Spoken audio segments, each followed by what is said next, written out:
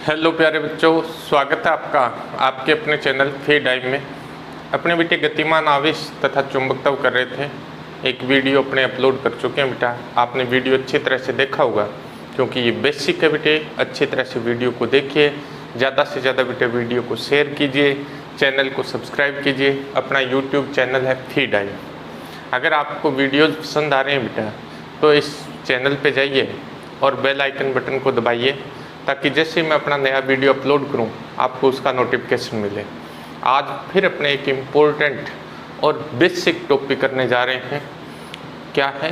Biot-Savart का नियम। जिस तरह से इलेक्ट्रोस्टैटिक्स में कूलाम के नियम की महत्ता है, यानी जितनी इम्पोर्टेंस कूलाम के नियम की इलेक्ट्रोस्टैटिक्स में है उतनी ही इम्पोर्टेंस जो है वो बायो-सावर्ट के नियम की चुंबकत्व में है। तो अपने पास क्या है? बायो-सावर्ट का नियम क्या है? इम्पोर्टेंट अपने पास इस पर बेस्ड बहुत सारे टॉपिक भी हैं और दूसरा सीधा एग्जाम में भी ये क्वेश्चन आता होता है। बायो-सावर्ट का नियम, बायो-सावर्ट का नियम, सावर्ट का नियम। बायो-सावर्ट का नियम कहता क्या है, क्या बताता है ये बायो-सावर्ट का नियम? बायो-सावर्ट का एक्चुअल में ये प्रायोगिक नियम है। यानी बायो-सावर्ट ने क्या किया था? प्रैक्टिकली इसको फाइंड आउट किया था। किस चीज़ को फाइंड आउट किया बायो-सावर्ट ने प्रैक्टिकली? बायो-सावर्ट ने प्रैक्टिकली किसी धारावाही अल्पांश के कारण उत्पन्न चुंबकीय क्षेत्र का मान ज्ञात किया। किसी धारावाही अल्पांश के कारण उत्पन्न चुंबकीय क्षेत्र का मान प्रायोगिक रूप से ज्ञात किया। प्रैक्टिकल करते हुए बायो-सावर्ट ने धारावाही अल्पांश के कारण उत्पन्न चुंबकीय क्षेत्र का मान ज्ञात किया, जिसे क्या कहते हैं? बायो-सावर्ट का नियम कहते हैं। क्या है ये नियम? किस तरह से उन्होंने धारावाही अल्पांश के कारण उत्पन्न चुंबकीय क्षेत्र का मान ज्ञात किया वो अपने ज्ञात करेंगे। तो बायो-सावर्ट ने किसी धारावाही अल्पांश के कारण उत्पन्न चुंबकीय क्षेत्र का मान प्रायोगिक रूप से ज्ञात किया और उसके लिए एक नियम का प्रतिपादन किया जिसे बायो-सावर्ट का नियम कहते हैं। अपने पास एक चालक है, ये ए बी एक चालक है, इसमें I प्रबलता की धारा प्रवाहित हो रही है। अपने क्या करते हैं? इस धारावाही चालक के एक अल्पांश पर विचार करते हैं जिसकी लंबाई dl है। ये धारावाही अल्पांश का एक अल्पांश, धारावाही चालक का एक अल्पांश है जिसमें I प्रबलता, क्योंकि चालक में I प्रबलता की धारा बह रही है तो इस अल्पांश में भी I प्रबलता की धारा प्रवाहित हो रही है। इस अल्पांश के कारण बिंदु पी आर थीटा पर, बिंदु पी आर थीटा, इसका अर्थ क्या होता है कि उस बिंदु का स्थिति सदिश जो है वो अपने पास आर है और अल्पांश के सापेक्ष कोणीय स्थिति जो है वो थीटा है। यानी इस तरह से अपने पास कोई बिंदु पी है जिसका स्थिति सदिश आर है और ये जो अल्पांश के साथ इसका स्थिति सदिश कोण बनाता है वो कोण अपने पास थीटा है। तो अपने पास बिंदु पी आर थीटा पर चुंबकीय क्षेत्र का मान ज्ञात करना है। तो अपने पास क्या है? एक चालक तार ए बी है जिसमें I प्रबलता की धारा प्रवाहित हो रही है। इसके एक अल्पांश dl पर विचार करते हैं जिसके कारण बिंदु पी आर थीटा पर उत्पन्न चुंबकीय क्षेत्र बायो-सावर्ट के नियम से, इस P बिंदु पर जो चुंबकीय क्षेत्र उत्पन्न होता है उस पर चुंबकीय क्षेत्र का जो मान है वो बायो-सावर्ट के नियम से नंबर 1 अल्पांश के कारण, धारावाही अल्पांश के कारण उत्पन्न चुंबकीय क्षेत्र, उत्पन्न चुंबकीय क्षेत्र अल्पांश में प्रवाहित धारा के समानुपाती होता है, धारा के समानुपाती होता है। अल्पांश में जो धारा बहती है उस धारा के क्या होता है? समानुपाती। ये अल्पांश है तो अल्प चुंबकीय क्षेत्र होगा dB is proportional to I होता है। ये बायो-सावर्ट ने बताया था। बायो-सावर्ट के अनुसार किसी धारावाही अल्पांश के कारण उत्पन्न चुंबकीय क्षेत्र उस अल्पांश में प्रवाहित धारा के समानुपाती होता है। दूसरा, अल्पांश के कारण उत्पन्न चुंबकीय क्षेत्र जो है, अल्पांश के कारण उत्पन्न चुंबकीय क्षेत्र अल्पांश की लंबाई के, अल्पांश की लंबाई के समानुपाती होता है, अल्पांश की लंबाई के समानुपाती होता है। ये अर्थात dB is proportional to dl होता है, dB is proportional to dl होता है। यानी अल्पांश के कारण जो अपने पास चुंबकीय क्षेत्र उत्पन्न होता है वो अल्पांश की लंबाई के समानुपाती होता है। तीसरी बात उन्होंने बताई कि अल्पांश के कारण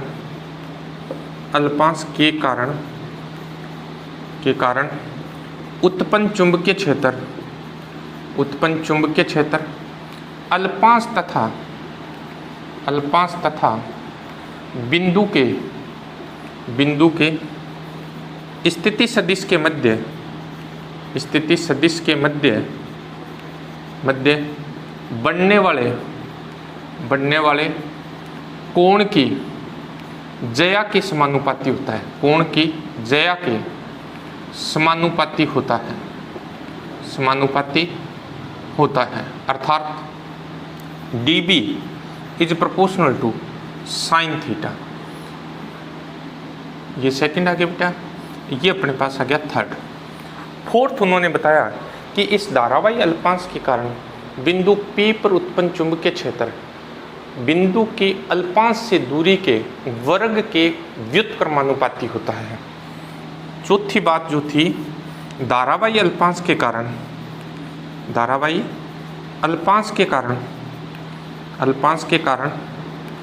उत्पन्न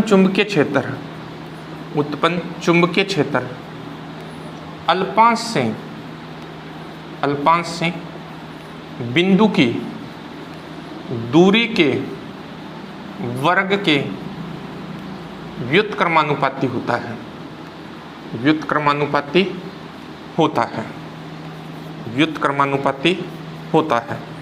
अर्थात dB is proportional to 1/r²। ये चार बातें उन्होंने प्रायोगिक रूप से ज्ञात की। पहले कोई किसी तरह से लिख दो, उसमें क्रम का कोई मतलब नहीं है, लेकिन ये चार बातें अपने को बतानी है।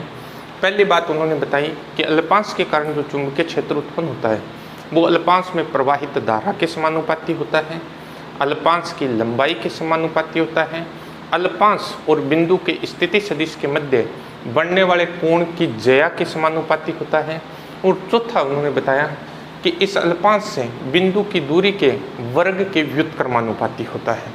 तो इन चारों समीकरणों से, समीकरण 1, 2, 3 तथा 4 से, समीकरण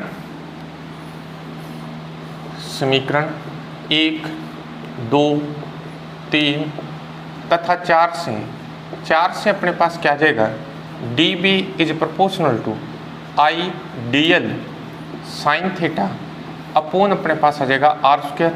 यह आगे समीकरण नंबर 5।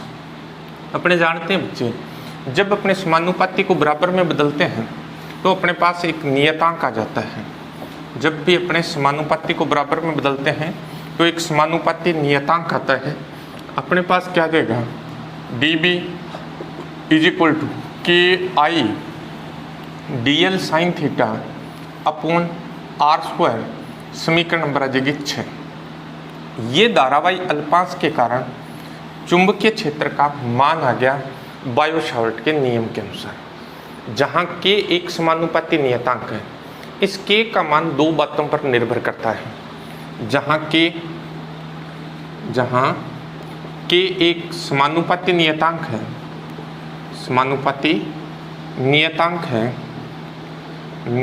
है जिसका मान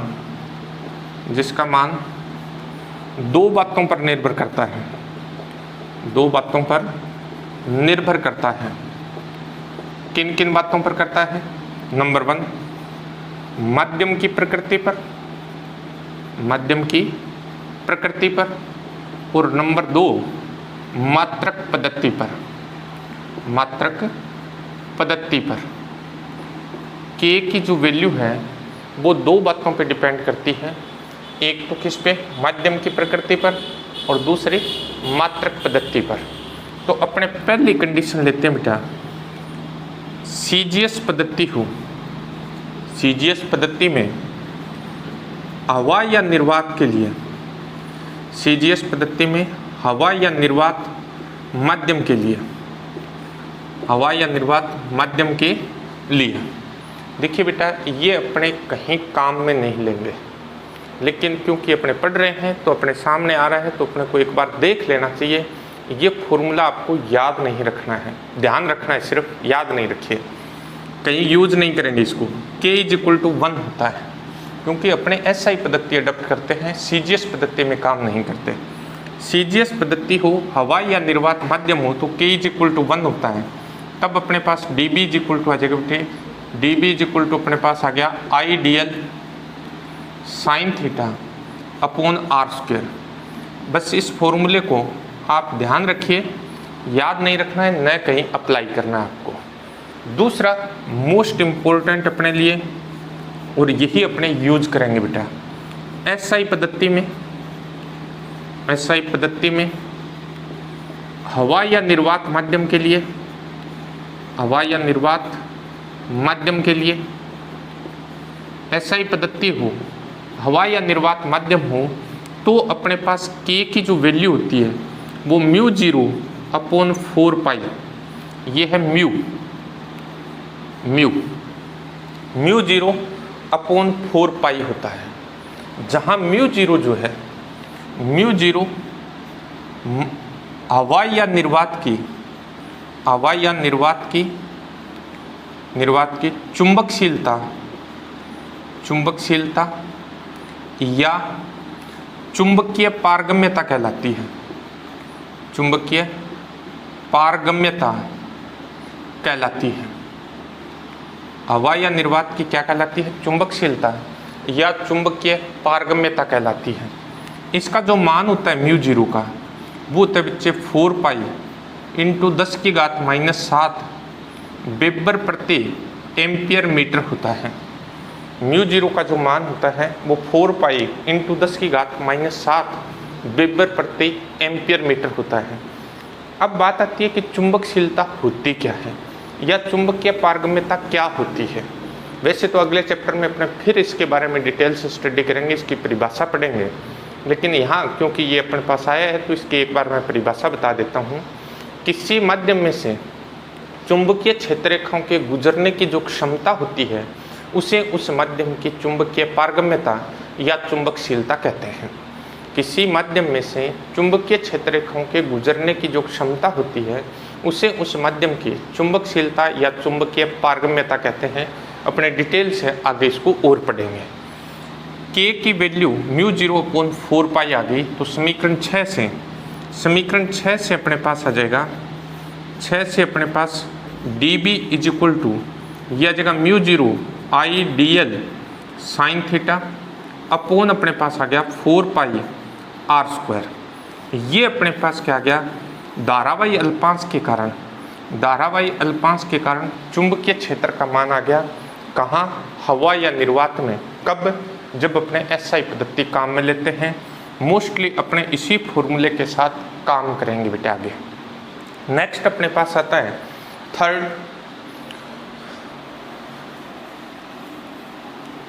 थर्ड कंडीशन अपने पास है बेटा, SI पद्धति हो, पद्धति कौन सी हो? SI। दो कंडीशन पढ़ ली अपने। थर्ड कंडीशन अपने पास है SI पद्धति में हवा या निर्वात के अलावा, हवा या निर्वात के अलावा अन्य माध्यम के लिए,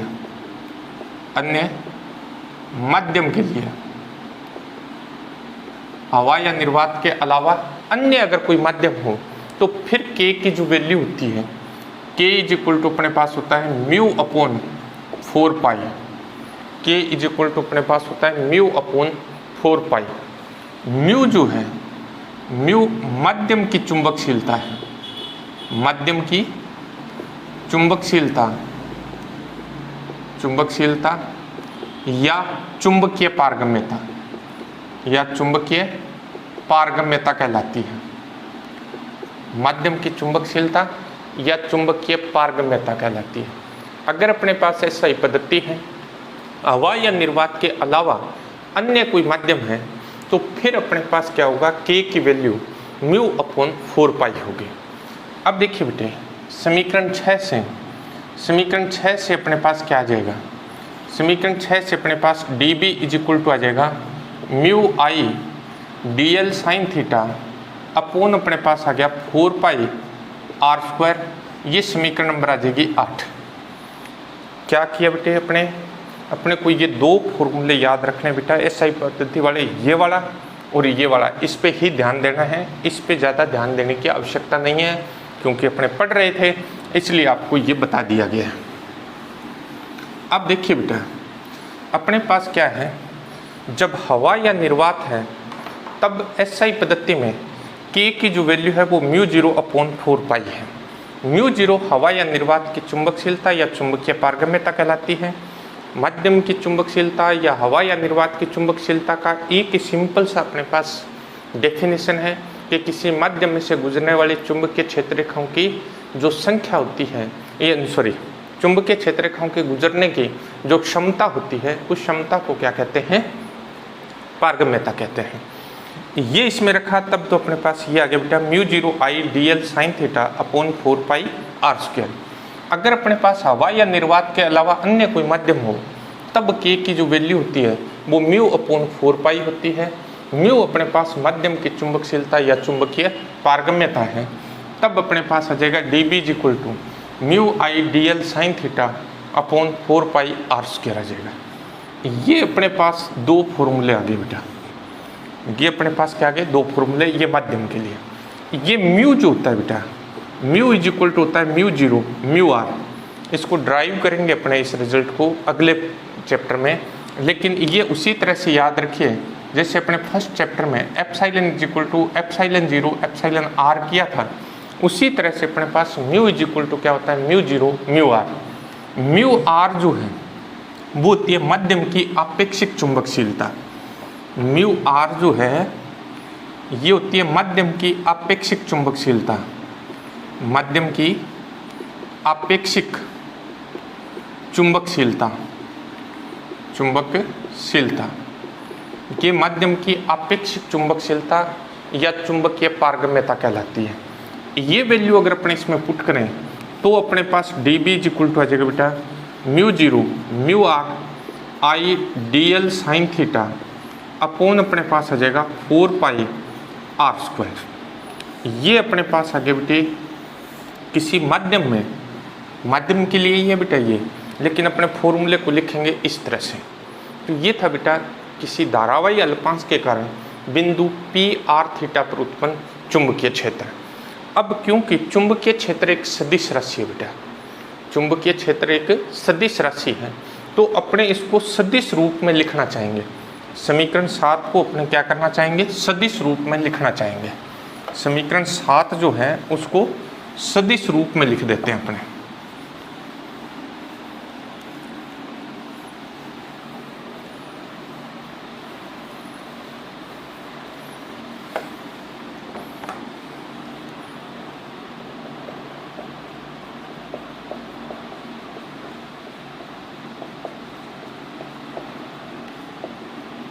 समीकरण 7 से इसको अपने क्या करते हैं, वेक्टर नोटेशन में लिखना चाहेंगे क्योंकि ये एक वेक्टर क्वांटिटी है।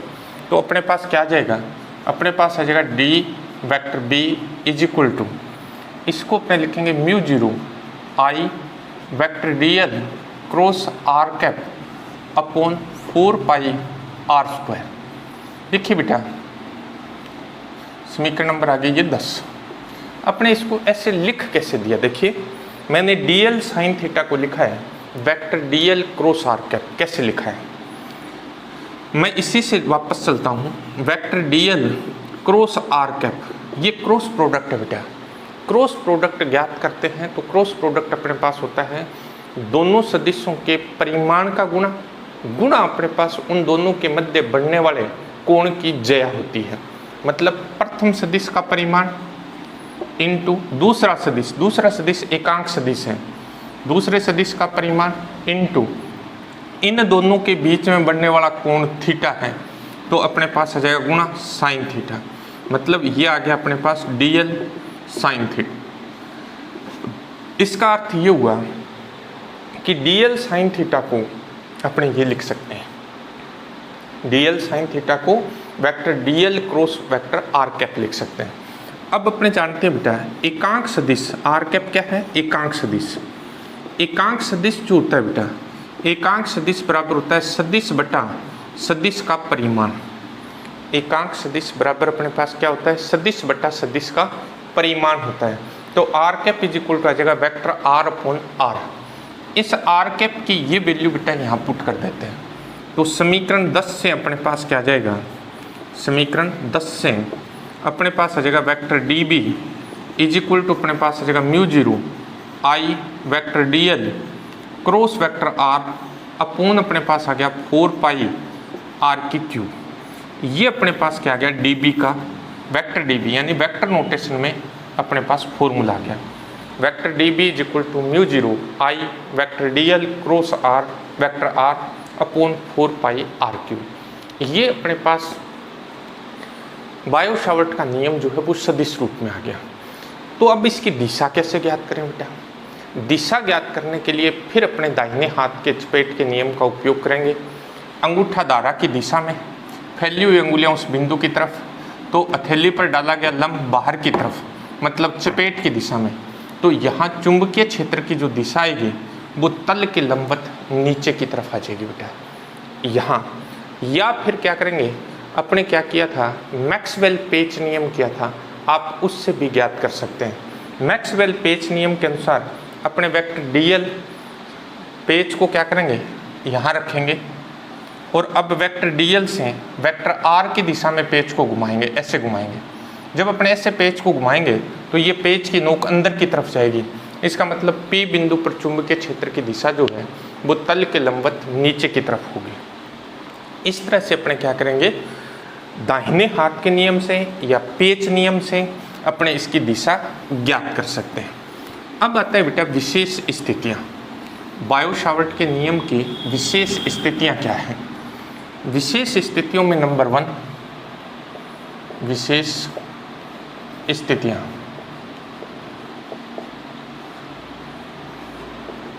नंबर 1 है बेटा यदि बिंदु P, यदि बिंदु P अल्पांश पर स्थित हो, यदि बिंदु P अल्पांश पर स्थित हो, अल्पांश पर स्थित हो, अल्पांश पर स्थित हो, अर्थात थीटा इज इक्वल टू, जब ये P बिंदु अल्पांश पर आएगा तो अपने पास ऐसी स्थिति हो जाएगी, ऐसी स्थिति होगी तो थीटा इज इक्वल टू 0 हो जाएगा बेटा, थीटा इज इक्वल टू क्या हो जाएगा, 0। इस कंडीशन में समीकरण 7 से अपने पास D B is equal to क्या आ जाएगा, mu zero I D L sine 0 upon 4 pi R square, और ये अपने पास आ जाएगा 0, क्योंकि साइन 0 का मान 0 होता है। बड़ा इम्पोर्टेंट रिजल्ट है बेटा, ध्यान से इसको सुनिए और इसको याद रखिए बेटा। किसी भी धारावाही चालक तार के अक्ष पर चुंबकीय क्षेत्र हमेशा 0 होता है। ये अपने पास कोई धारावाही तार है और इसका ये अक्ष है, इसके अक्ष पर चुंबकीय क्षेत्र का मान सदैव 0 होता है। किसी धारावाही तार के अक्ष पर चुंबकीय क्षेत्र का मान सदैव 0 होता है। बड़े काम का रिजल्ट है बेटा ये।